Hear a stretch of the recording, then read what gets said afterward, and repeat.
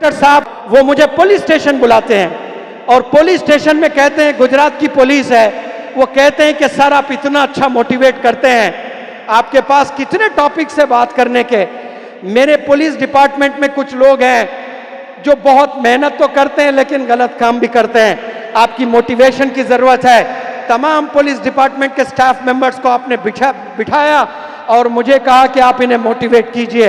अल्लाह ने वो इज्जत इस बंदे को दी है, वहां जाकर भी मैंने बताया है कि ये आप लोग अवाम से मोहब्बत करना सीखें। अस्सलाम वालेकुम नाज़रीन किराम, स्वागत है आप सभी का हमारे यूट्यूब चैनल पर। नाज़रीन किराम, जो आज वीडियो लेकर के आए हैं हम, इसमें जो ये मुनव्वर ज़मा नाम से जो एक गुरु हैं, इनके बहुत सारे स्टूडेंट हैं और इन्हें कौन नहीं जानता हिंदुस्तान में, बहुत ही जो फेमस हैं, पढ़ाते हैं माशाल्लाह। तो नाज़रीन किराम, इनके बारे में थोड़ी सी आपको बता देते हैं कि अभी कुछ ही दिन पहले इनको गिरफ़्तार किया था और किस बात पर गिरफ़्तार किया था। लेकिन इनको गिरफ़्तार करने के बाद ये जब जेल में रहे और उनके साथ जेल में क्या हुआ, क्या हुआ, ये ख़ुद अपनी ज़बानी बता रहे हैं। आइए मुनव्वर ज़मा की ज़बानी ही हम आपको सुनवाते हैं कि इन्होंने जेल में क्या देखा और पुलिस ने इनके साथ क्या किया। आइए सबसे पहले हम आपको जो है इनका वीडियो दिखा देते हैं। अगर आपको वीडियो पसंद आए तो इसको ज़्यादा से ज़्यादा शेयर करें और वीडियो को लाइक करें, चैनल को सब्सक्राइब करें। चलिए सबसे पहले हम आपको वीडियो दिखा देते हैं। इंस्पेक्टर साहब वो मुझे पुलिस स्टेशन बुलाते हैं और पुलिस स्टेशन में कहते हैं गुजरात की पुलिस है, वो कहते हैं कि सर आप इतना अच्छा मोटिवेट करते हैं, आपके पास कितने टॉपिक से बात करने के। मेरे पुलिस डिपार्टमेंट में कुछ लोग हैं जो बहुत मेहनत तो करते हैं लेकिन गलत काम भी करते हैं, आपकी मोटिवेशन की ज़रूरत है। तमाम पुलिस डिपार्टमेंट के स्टाफ मेंबर्स को आपने बिठाया और मुझे कहा कि आप इन्हें मोटिवेट कीजिए। अल्लाह ने वो इज्जत इस बंदे को दी है, वहां जाकर भी मैंने बताया है कि ये आप लोग अवाम से मोहब्बत करना सीखें तो फिर अवाम गिरविदा हो जाएगी आपकी। और माशाल्लाह इंडिया की पुलिस बहुत तेजी से चेंज हो रही है, बहुत जबरदस्त चेंज हो रही है। हमने तेलंगाना में देखा, फ्रेंडली पुलिस है, जहालत नहीं करती है, जुल्म नहीं करती है, पहचान लेती है कि कौन बंदा इसमें खता करा हुआ है, उसी पर तंग करती है, लेकिन जो बंदा मुजरिम नहीं होता है उसको विथ ड्यू रिस्पेक्ट बात करती है। और पूरे इंडिया में धीरे धीरे होते आ रहा है ये फ्रेंडली पुलिस वाला, और हमें रिस्पेक्ट भी करना चाहिए। आप इमेजिन करें, हिंदुस्तान की अगर पुलिस है, लाखों में है, कितने लाख मुझे नहीं पता, अगर 24 घंटे वो छुट्टी ले लें और पिकनिक पर चले जाओगे, सारे पुलिस ऑफिसर्स और कांस्टेबल्स, मैं पूरे तजुर्बे से कहता हूं हिंदुस्तान का पॉपुलेशन आधा हो जाएगा, लड़ लड़ कर मर जाएंगे। तो हमारी हिफाजत माशाल्लाह पुलिस कर रही है, सलूट करते हैं हम इंडियन पुलिस को। मैं पूरे जज्बात से कह रहा हूं और सही कह रहा हूं, हम में वो दुश्मनियां हैं, वो गंदगियां हैं, वो जहर हमने पाल रखा है एक दूसरे के लिए। अगर पूरी इंडिया की पुलिस छुट्टी पर चले जाए सिर्फ 14 घंटे के लिए या 24 घंटे के लिए, लड़ लड़ कर मर जाएंगे। ये धूपों से लड़ते हैं, ये बारिशों में काम करते हुए हैं, ये ट्रैफिक पुलिस, ये कैसी गर्मियों में रोज 24 घंटे आप काम करके दिखाए मुझे, 24 घंटे जो पुलिस ट्रैफिक में खड़े होकर जो जहरीली गैस इनहेल करते हैं। सलाम करता हूं मैं मुंबई की ट्रैफिक पुलिस को। कैसा ट्रैफिक होता है यहाँ पर, कैसा पोल्यूशन होता है। वो पोल्यूशन की जो गैस, जो जहर है, वो अपने नाकों से फेफड़ों में जा रहे हैं, लेकिन आप लोग के लिए रास्ता बना रहे हैं। किसके लिए रास्ता बना रहे हैं? मासूम बच्चे स्कूल जाएं, रास्ता क्लियर करते हैं, वालिदैन ऑफिस जाएं, रास्ता साफ रखते हैं। पाकीज़गी आधा ईमान है। मैंने सुना यहाँ के इंस्पेक्टर साहब से मेरी बात हो रही थी, उन्होंने कहा सर यहाँ बहुत गरीब लोग होते हैं, गोवंडी में बहुत चैलेंजिंग लोग हैं, गरीब तबका है, उसमें बहुत से ऐसे भी लोग हैं जो मजदूर हैं, इसमें ऐसे भी लोग हैं जो कचरा उठाते हैं। मैंने कहा कि जो भी कचरा उठाता है रोज़े क़यामत में अल्लाह उन्हें बड़े इनामों से नवाजने वाला है, इसलिए कि पाकीज़गी आधा ईमान है। आप सड़कें साफ रख रहे हो, आप सड़कें साफ कर रहे हो। ये म्युनिसिपैलिटी का जो डिपार्टमेंट है सुबह 4 बजे उठकर सड़कों को साफ रखते हैं ताकि जब आप दरवाजा खोलें सड़क साफ नजर आए आपको। जो गंदगी हम फेंकते हैं वो ट्रैफिक पुलिस वाले और जो भी मजीद जो काम करते हैं कचरा उठाने वाले, उन बंदों को मुनव्वर जमा का सलाम। बहुत बड़ा काम है, एक दिन मैं और आप नहीं कर सकते हैं, लेकिन वो काम कर रहे हैं और कभी हम इज्जत नहीं करते हैं उनकी। हमने इज्जत करना है। भारत को अगर चमकाना है आपने, कम्युनिटीज को अगर चमकाना है आपने, तो गवर्नमेंट ऑफिशियल्स को भी हमने सपोर्ट करना है, गवर्नमेंट ऑफिशियल्स को हमने ऑनर करना है। अच्छाई बुराई हर जगह है, ऐसा नहीं कि सिर्फ गवर्नमेंट ऑफिसर्स ही खराब होते हैं, बाकी सारे लोग अच्छे होते हैं। अगर ऐसी बात है तो धोखा सबसे ज्यादा बिजनेस में होता है, और बिजनेस गवर्नमेंट ऑफिशियल्स नहीं करते हैं। कोई पुलिस ऑफिसर बिजनेस नहीं करता है, बिजनेस करने वाले बहुत है, फिर धोखा कहाँ है? बिजनेस में है। और आप सल्लल्लाहु अलैहि वसल्लम ने मना किया कि आप धोखा नहीं दे सकते, आप झूठ नहीं बोल सकते। अच्छे और बुरे लोग आपको हर जगह मिलेंगे, और बुरे लोगों को देखकर हमने अच्छे लोगों से दूरी नहीं करना है। गवर्नमेंट में बहुत अच्छे लोग हैं, पुलिस में बहुत अच्छे लोग हैं, म्युनिसिपैलिटी में बहुत अच्छे लोग हैं। एक कदम तो आगे बढ़ाकर तो देख, एक सलाम कभी जिंदगी में करके देख, फिर इंशाअल्लाह वो लोग भी कैसे गिरविदा हो जाते हैं आप पर। हमने इतिहास बदलना है इंशाअल्लाह, इसके लिए बहुत मेहनत की ज़रूरत है। हाँ जी, पुलिस साहब, इंस्पेक्टर साहब ने फरमाया था यहाँ गरीब लोग बहुत होते हैं। मेरे एक दोस्त थे बड़े कामयाब बिजनेसमैन, वो हमेशा मुझे कहा करते थे, और जब पहली दफ़ा कहें तो बड़ा ताजुब किया मैंने। उन्होंने कहा कि सर इस दुनिया में कोई गरीब ही नहीं है। मैं परेशान हुआ कि ये बंदा बोल क्या रहा है कि कोई गरीब ही नहीं है। और हम कार में जा रहे हैं, एक बंदा भीख मांग रहा था। मैंने कहा कि भैया जो बंदा भीख मांग रहा है क्या ये गरीब नहीं है आपकी नज़र में? तो वो मुस्कुराए। फिर हमारी कार आगे गई। एक बंदा छोटी सी रेडी पर कुछ बेच रहा था और कपड़े बड़े फटे हुए थे। तो मेरे दोस्त ने जो कहा था मैंने उनको रिमाइंड किया। मैंने पूछा ये जो रेडी पर फटे कपड़ों में कुछ बेच रहा है ये क्या आपके नज़दीक अमीर है, ये गरीब नहीं है? तो मेरे दोस्त ने फरमाया सर मैंने ये तो नहीं कहा कि ये अमीर है, मैंने कहा कि ये गरीब नहीं है। फिर मैंने पूछा कि माजरा क्या है बताएं। मैंने सड़क पर कितने लोगों को दिखाया जो लाचार थे, जो बेबस थे, क्या ये गरीब नहीं है? तो फिर वो दोस्त ने जो बात बताई है वो सच है या गलत है, इसका फैसला मैं नहीं करता हूँ, इसका फैसला आपने करना है। मेरे दोस्त ने कहा ये जो भीख मांग रहा है ये उसकी चॉइस है, उसने अपनाया है उसको। वो जो बेगिंग बॉल होता है ना, हैदराबादी जुबान में उसको चिप्पा कहते हैं, हाथ में कटोरा लेकर पैसे मांग रहा है, ये उसकी चॉइस है, ये उसने थामा है हाथ में। काश पेन और किताब पकड़ लेता तो डॉक्टर एपीजे कलाम भी बन सकता था। ये चॉइस है। इसीलिए बिल गेट्स ने कहा if you are born poor it's not your mistake, but if you die poor it's your mistake. गरीब होकर पैदा होते हो ये आपकी गलती नहीं है, लेकिन गरीब होकर मरते हो तो ये आपकी गलती है। वो गलती इसलिए बिल गेट्स कह रहा है क्योंकि अल्लाह ने आपको 2 हाथ दिए हैं, अल्लाह ने आपको 2 पैर दिए हैं, अल्लाह ने आपको 2 आंख दिए हैं, अल्लाह ने आपको एक जबरदस्त दिमाग दिया है। इसका आपने अगर कीमत लगाना है, गिन गिन कर पैसे थक जाओगे, कीमत नहीं लगा सकते हो आप। Every individual present here is priceless.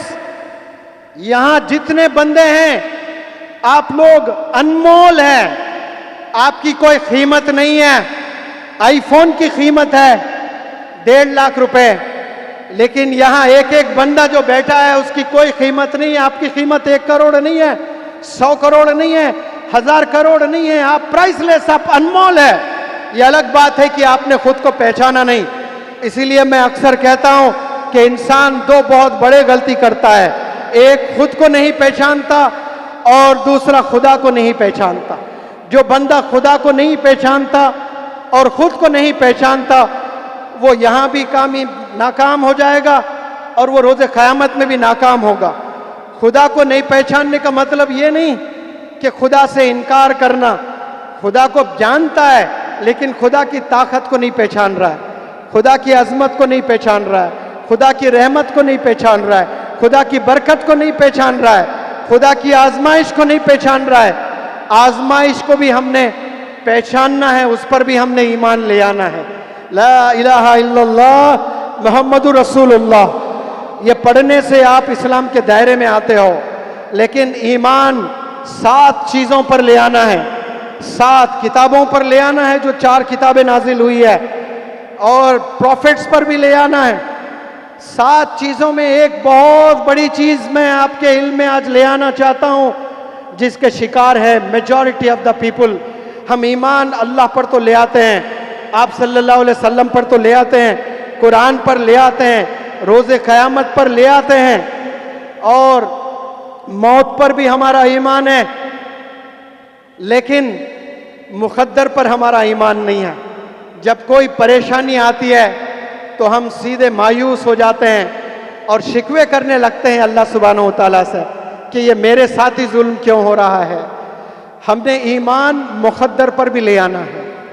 अल्लाह किसी को देकर आजमाता है तो किसी से छीन कर आजमाता है, और जिसको छीन कर आजमाता है, अगर वो बंदा सब्र कर लेता है और वो बंदा पाबंद रहता है, उसका कैरेक्टर अच्छा रहता है, तो फिर वो बंदा रोज़े क़यामत में अल्लाह के बहुत पास रहने वाला है। लोग बहुत शिकवाएं करते हैं अल्लाह से कि अल्लाह सुब्हानहू व तआला सबको नवाज रहा है लेकिन मुझे कुछ नहीं दे रहा है। ऐसी शिकायतें बहुत सारे लोग करते हैं। हम कामयाब उस बंदे को समझते हैं जिसके पास पैसा है।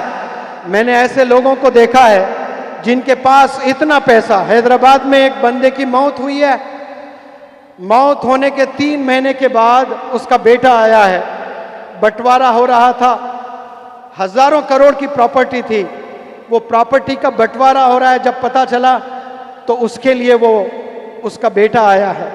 जब बाप की मौत हुई थी तो मौत जनाजे की नमाज के लिए, तदफीन के लिए बेटे के पास वक्त नहीं था, अमेरिका में था, लेकिन यहाँ बंटवारा हो रहा था प्रॉपर्टी का, तो फौरन चला आया। तो वो 1000 करोड़ आपने बना लिए, और जब आपकी मौत हुई, आपका नौजवान बच्चा आपके पास नहीं है नमाज पढ़ने के लिए जनाजे की, आप क्या इसे कामयाबी कहते हो? ये कामयाबी नहीं है। लोग समझते हैं कि फ़कत कामयाबी पैसों में है। कामयाबी पैसों में नहीं है, कामयाबी सब्र में है, कामयाबी सच्चाई में है, कामयाबी मोहब्बत में है, कामयाबी इंसाफ में है। जो बंदे इंसाफ करते हैं, भले वो हार जाते हैं, भले वो कामयाबी से यानी प्रोग्रेस से महरूम रहते हैं, लेकिन वो सच ही बोलते हैं हमेशा, अल्लाह के नज़दीक ये इंसान बड़े कामयाब होते हैं। और मैं एजुकेशन पर कुछ अहम बातें मैं रखना चाहता हूँ, क्योंकि गोवंडी एक ऐसा मकाम है जहाँ ज़्यादा लेबर्स रहते हैं, मेहनती लोग रहते हैं। मुझे पुलिस साहब से मेरी बात हो रही थी, उन्होंने कहा था यहाँ मजदूर बहुत होते हैं। मजदूर का काम सुबह 8 बजे से लेकर रात के 8 बजे तक होता है, और एक ऐसे भी मजदूर होते हैं जो बिल्डिंग्स बनाते हैं जी, तो ऐसे भी मजदूर होते हैं जो मकानात बनाते हैं। 1 घर बना, 2 घर बने, 3 घर बने, 4 घर बने। कुछ मजदूर ऐसे होते हैं जो अपने जिंदगी में 200-200, 300-300, 400-400, 500-500 मकान बनाने में उनकी मेहनत लगी। रोज के 400, 500, 600 रुपए लेते थे, लेकिन बड़े बड़े बिल्डिंग्स वो लोगों ने बनाए। मेहनत तो किए हैं, लेकिन मेहनत करते वक्त में उनके जहन में एक थॉट, एक ख्याल उन्हें नहीं आया कभी। वो ये नहीं आया कि मैं लोगों के तो घर बना रहा हूं, मेरा घर मुझे कब बनाना है, और मेरा घर बनाने के लिए मुझे क्या करना है। अगर आपको यहाँ लेबर्स हैं जिनके जाती मकानात नहीं हैं, उनके लिए मैं एक इल्तिजा करता हूँ कि आप दूसरों के लिए बहुत मेहनत करते हो, खुद के लिए कभी सोचते नहीं हो। खुद का भी अगर मकान चाहते हो तो आपने जो पहला मैसेज अल्लाह का इक़रा इल्म हासिल करने वाला जो मैसेज आया है ना, उस मैसेज के एम्बेसडर आपने बनना है। दीन और दुनिया की तालीम आपने हासिल करनी है। कामयाबी याद रखें सिर्फ एजुकेशन में है। आज मैं बहुत से नौजवान बच्चों को ये कहते हुए सुना कि मुझे पढ़ाई की क्या जरूरत है, मैं तो बाप का बिजनेस कर लूंगा। बिजनेस से पैसा मिलता है, बिजनेस से घर नहीं बनते हैं। घर जो बनते हैं वो एजुकेशन से बनते हैं। मैं इंग्लिश ग्रामर के अलावा इंग्लिश प्रोनाउंसिएशन भी पढ़ाता हूँ, पब्लिक स्पीकिंग भी सिखाता हूँ। मेरे एक उस्ताद जिनका रोड एक्सीडेंट में दुबई में इंतकाल हुआ है, बड़े रईस, हैदराबाद में सबसे पहला कंप्यूटर खरीदने वाले मेरे ही उस्ताद सलमानी साहब, Rajiv Gandhi late prime minister, उनके बड़े खास दोस्त भी थे। तो आपने एक बात मुझे बताई थी, एक सवाल उन्होंने पूछा था, वही सवाल मैं आपसे पूछता हूं और सबसे पूछता हूं, क्या जवाब देने के लिए तैयार हैं आप?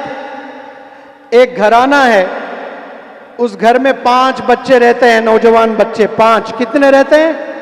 5। एक बंदा जज है, जज हाई कोर्ट का जज बना है। दूसरा बंदा साइंटिस्ट बना है। तीसरा बंदा आईएएस ऑफिसर बना है।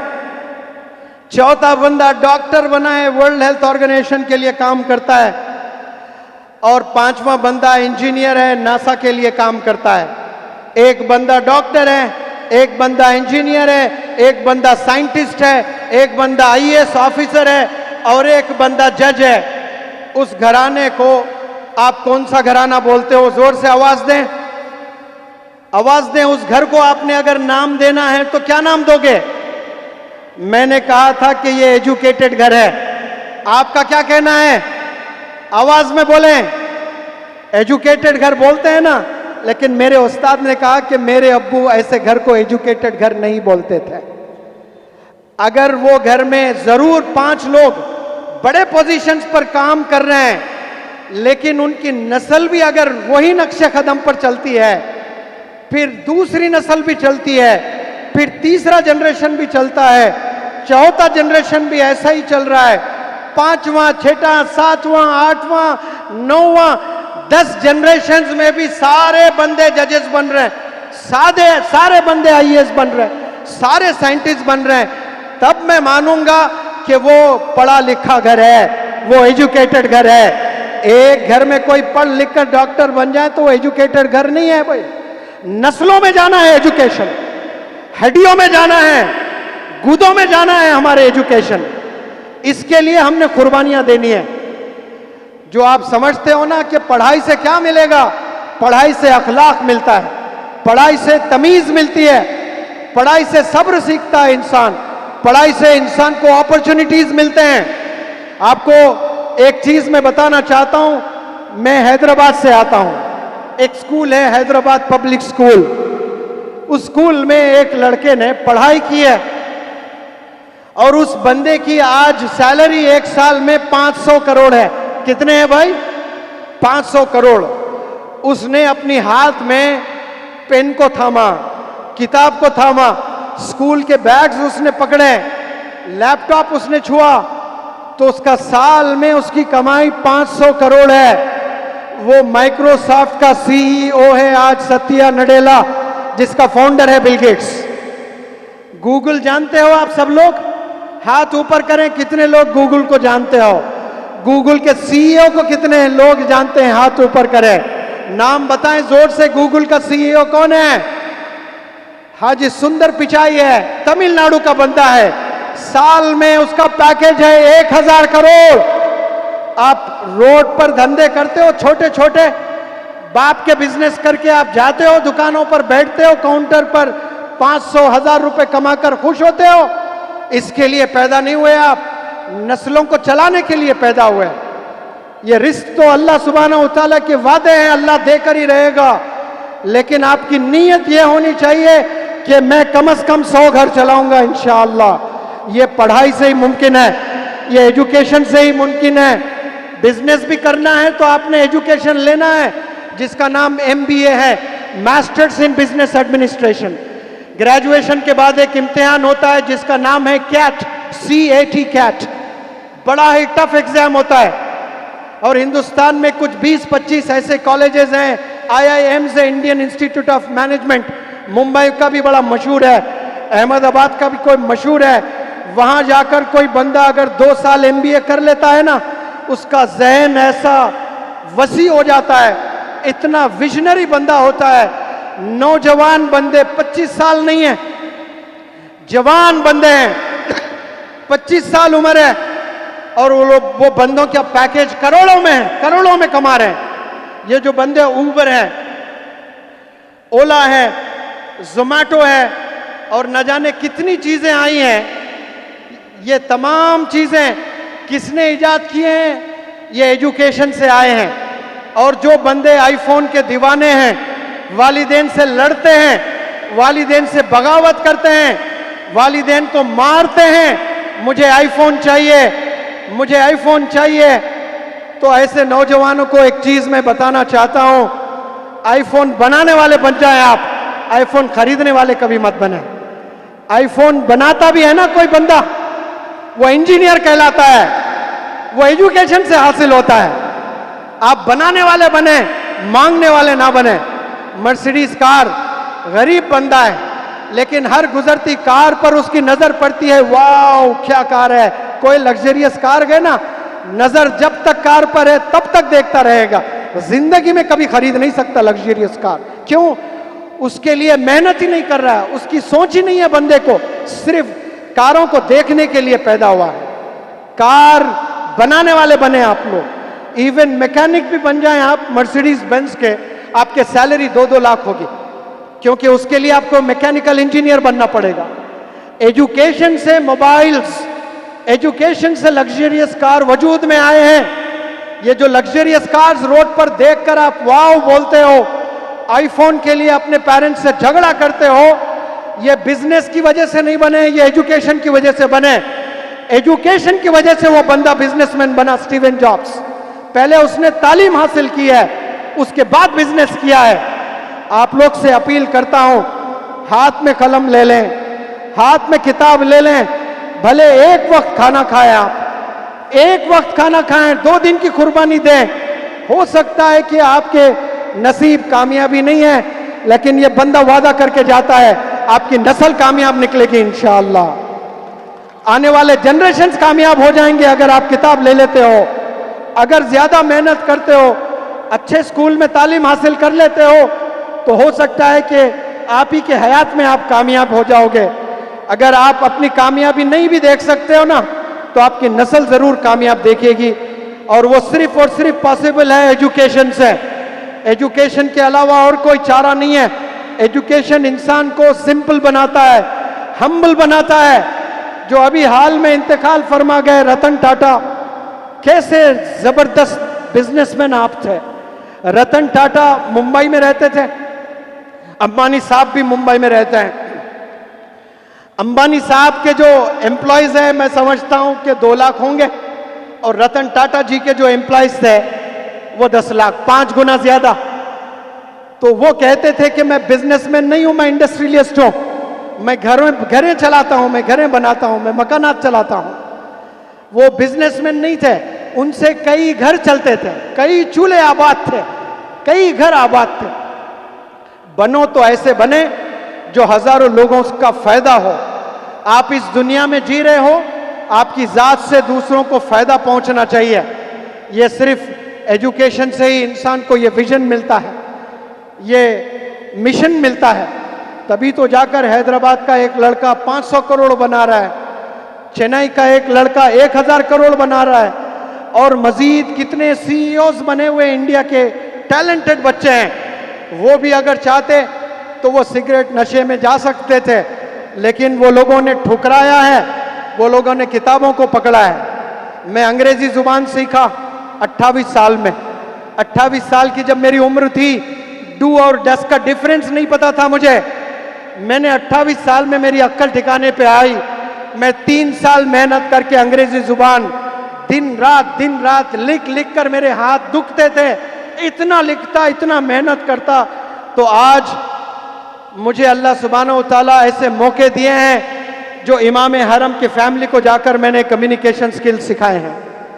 सुप्रीम कोर्ट के चीफ जस्टिस, रियाद के चीफ जस्टिस और उनके फैमिली को मैंने कम्युनिकेशन स्किल्स सिखाए हैं।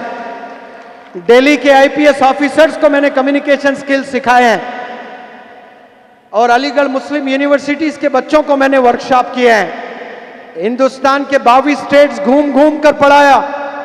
और वो अल्लाह सुब्हानहू तआला मेरी मेहनत देखें। और आज इंडिया नहीं बल्कि अमेरिका से, ऑस्ट्रेलिया से, इंग्लैंड से, अफ्रीका से, न जाने कहां कोने कोने से बच्चे मेट्रोपोलिस होटल में आते हैं। 1 महीना रुककर ट्रेनिंग लेकर जाते हैं।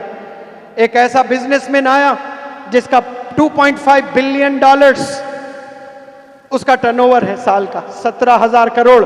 वो भी आकर 1 महीना ट्रेनिंग लेकर गया। मैंने पूछा, सर जी आप चाहते तो मेरे जैसे 1000 ट्रेनर्स को आप अपने घर बुला सकते हैं। आप दुबई से आकर मेरे पास हैदराबाद 1 महीना रहकर ट्रेनिंग लेकर जा रहे हो, क्या माजरा है? तो उस बंदे ने कहा कि सर बिजनेस में इतना मशगूल हो गया हूं, आंख से आंसू नहीं जाते हैं। जब आपकी वीडियोस देखता हूं तो जो नौजवान बच्चे बैठकर रोते रहते हैं तो मैं हमेशा सोचता कि अल्लाह मुझे भी ऐसे आंसू निकाल, मुझसे भी। तो निकलते नहीं थे। तो मैंने सोचा कि मैं जाऊंगा उस महफिल में बैठूंगा और रोऊंगा, सर मैं यहाँ रोने के लिए आया हूँ, अंग्रेजी सीखने के लिए नहीं आया हूँ। कुछ लोग ऐसे भी हैं, ये बंदे नौजवान बच्चे मेरे पास आते हैं, आकर तरबियत के लिए, कम्युनिकेशन स्किल्स के लिए, पब्लिक स्पीकिंग के लिए आते हैं। उन सारे लड़कियों का नाम मैं अमतुल्लाह रखता हूँ, सारे लड़कों का नाम अब्दुल्ला रखता हूँ। और जब स्टेज पर आते हैं कोई किसी को नाम नहीं बताता है, सब बंदियों का नाम अमतुल्लाह, अल्लाह की बंदी, सब बंदों का नाम अब्दुल्ला, अल्लाह का बंदा। क्योंकि शुरू में कोई बंदी आकर स्टेज पर अस्सलामु अलैकुम और अपना नाम बोलती कि आई एम रेशमा, तो उस वक्त में सारे बच्चों के पास फ़ोन हुआ करते थे। अब मैं 48 आवर्स में 1 घंटे के लिए बच्चों को फ़ोन देता हूँ। और आज बच्चों को फ़ोन देता हूँ तो उस दिन लड़कियों को फ़ोन नहीं देता, दूसरे दिन लड़कियों को फ़ोन मिलता है। वो इसलिए कि शुरू वर्कशॉप्स में तरबियत के लिए बच्चे आते थे और बच्ची अपने इंट्रोडक्शन में आई एम रेशमा कहती, तो अब वो नौजवान बच्चे रात में जाते हैं कमरों में होटल के, फ़ोन खोलते इंस्टाग्राम, रेशमा टाइप करते हैं। अब 5555 रेशमा के अकाउंट्स खुलते हैं।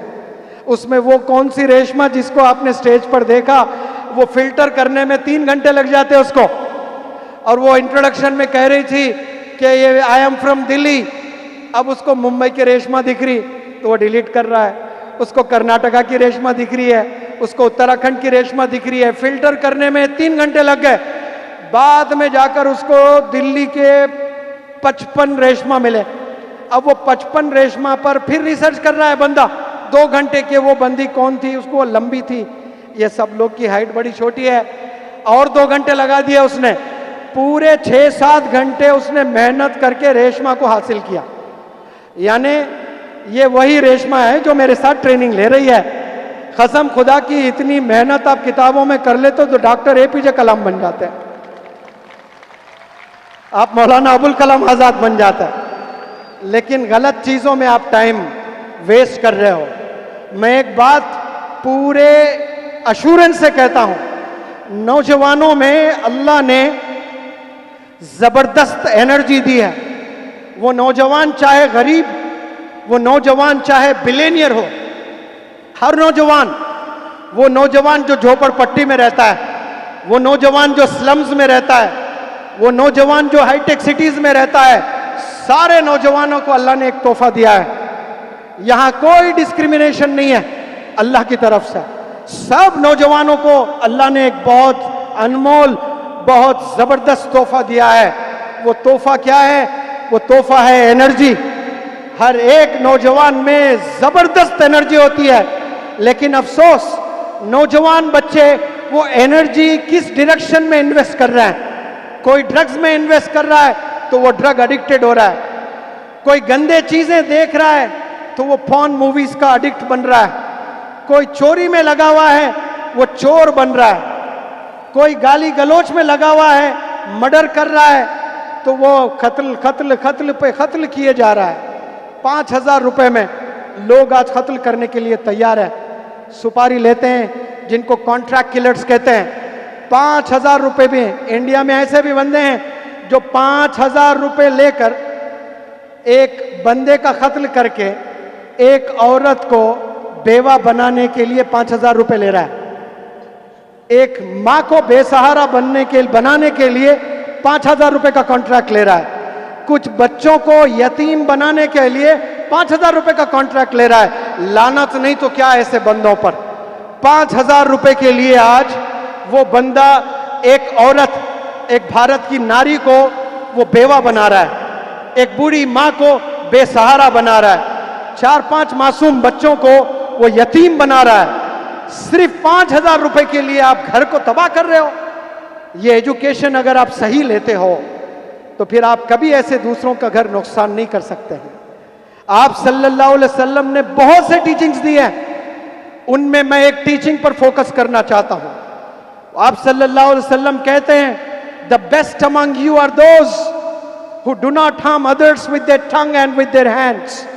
तुम में से बेहतरीन इंसान वो है जो अपनी जुबान से और अपनी हाथ से किसी को तकलीफ नहीं देते हैं। आज हम कितने लोग को गाली देते हैं, कितने लोग को हम धमकाते हैं, डराते हैं, हाथ से मारते हैं, गीबत करते हैं, तो लोगों को तकलीफ हम दे रहे हैं। और आप सल्लल्लाहु अलैहि वसल्लम को हम कहते हैं हम आशिक रसूल है, हम प्रॉफिट मोहम्मद सल्लल्लाहु अलैहि वसल्लम को मानते हैं। अगर आप मानते हैं, आपने अपनी जुबान से किसी को तकलीफ नहीं देना है।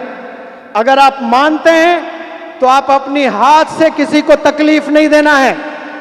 ये जितना मजमा है, ये सारे मजमे को गवाह रखकर मैं कहता हूं, मैं 2008 से 2024 तक कमोपेश 3 लाख बच्चों को मैंने पढ़ाया। अबू आसिम साहब, मैं क्लास में ना घड़ी लेकर जाता हूं ना छड़ी लेकर जाता हूं।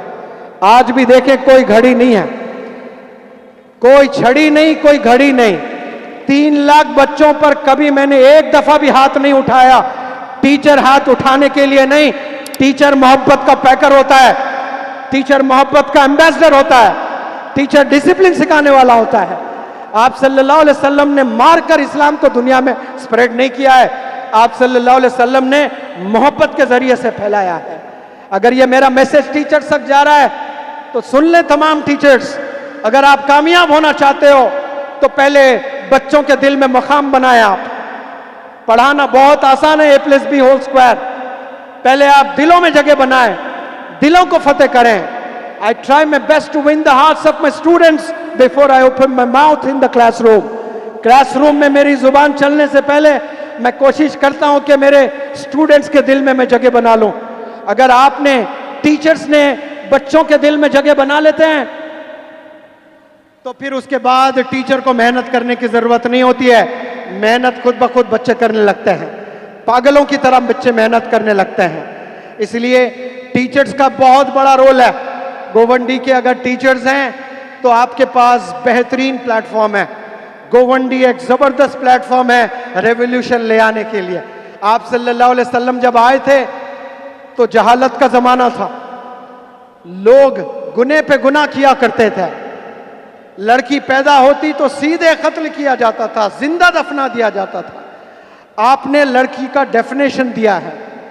आज पूरी दुनिया वाले वुमेन राइट्स पर, वुमेन एम्पावरमेंट पर हर कंट्री में बड़े बड़े एनजीओस काम कर रहे हैं और गवर्नमेंट के भी बड़े बड़े इनिशिएटिव्स हैं और भारत सरकार के भी जबरदस्त इनिशिएटिव्स हैं कि बेटी पढ़ाओ और बेटी बचाओ। माशाअल्लाह, बहुत प्यारा नारा है। लेकिन 1450 साल पहले जब लड़की पैदा होती तो जिंदा दफना दिया जाता था, जिंदा मार दिया जाता था। अपशगुन समझ में आता था लोगों को तो जिंदा दफनाते थे। तो आप सल्लल्लाहु अलैहि वसल्लम जब तशरीफ ले आए, आपने डिफाइन किया कि लड़की किसको कहते हैं। आपने बताया कि लड़की अल्लाह की तरफ से तोहफा है, लड़की अल्लाह की रहमत है। अगर आप लड़की को मारते हो तो आप अल्लाह की रहमत से महरूम हैं। आपने डिफाइन किया लड़कियों को। तो कुछ दिन पहले कुछ हफ्ते पहले, कुछ महीने पहले जो हाथ लड़कियों को दफन करने के लिए चलते थे, वो हाथ आसमानों की तरफ चलने लगे। वो दुआ करने लगे, अल्लाह से भीख मांगने लगे, या अल्लाह मेरे घर बेटी दे दे। कुछ दिन पहले वही हाथ से बाप दफनाता था बेटियों को, और कुछ दिन बाद वो अल्लाह से भीख मांगने लगा कि या अल्लाह मेरे घर रहमत भेज दे। ये जादू कैसे हुआ है, ये ट्रांसफॉर्मेशन कैसे हुआ है?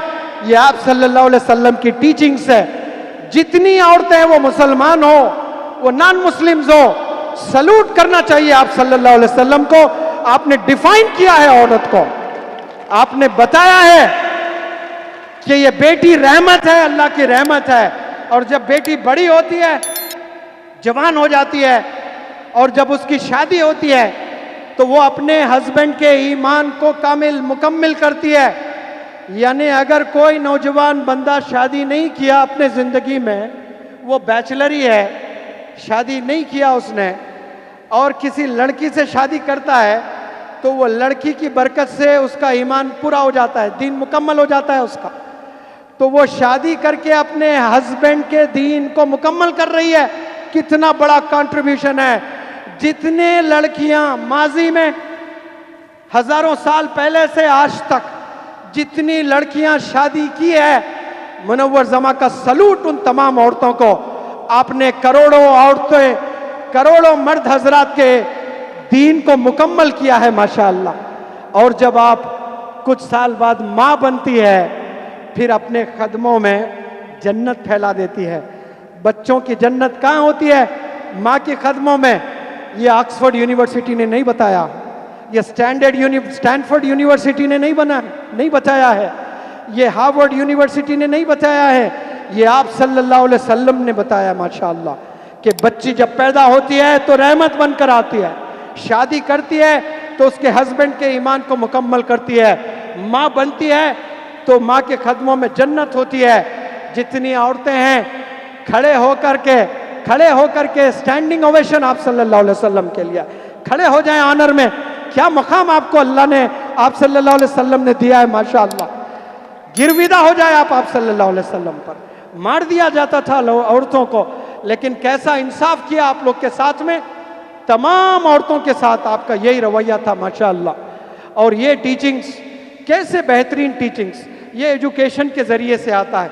एजुकेशन फकत मैथमेटिक्स को नहीं कहते हैं, साइंस को नहीं कहते हैं। एजुकेशन में एक चैप्टर होता है डिसिप्लिन, एजुकेशन में एक चैप्टर होता है सैक्रिफाइस, एजुकेशन में एक चैप्टर होता है पेशेंस, एजुकेशन में एक चैप्टर होता है जस्टिस।